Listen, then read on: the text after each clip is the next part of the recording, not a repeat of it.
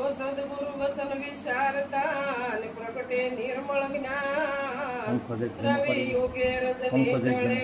થાય વિદ્યાનો નાશ સદગુરુ મહારાજની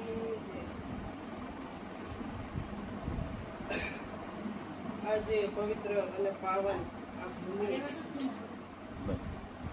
એવું ગામ કહેવાય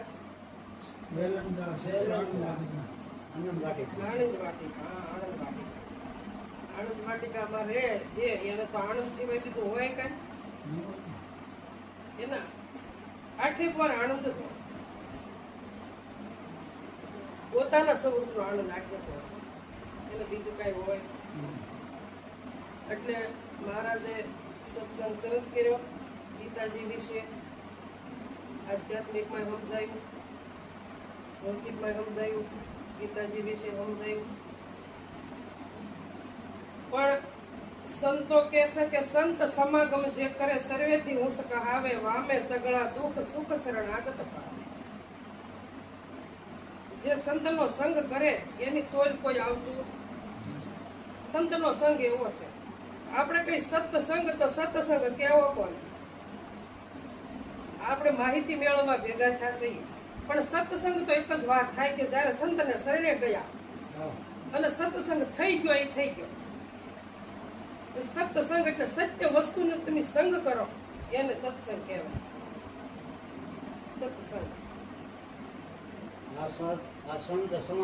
આ સંત સમાગમ કહેવાય બોલો સત્સંગ કહેવાય બોલો સત્સંગ કહેવાય એટલે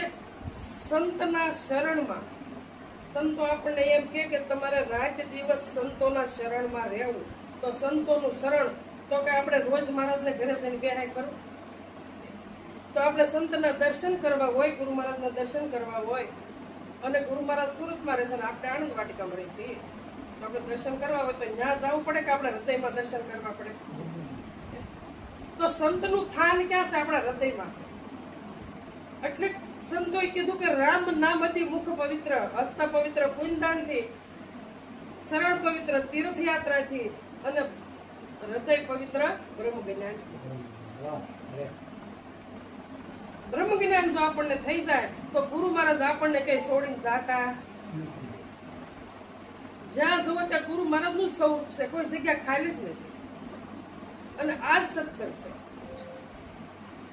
એટલે સંતનો સંગ ગુરુ સંગ અંત સમેકો રામ કા સત ગુરુનો સંગ કા સત્સંગ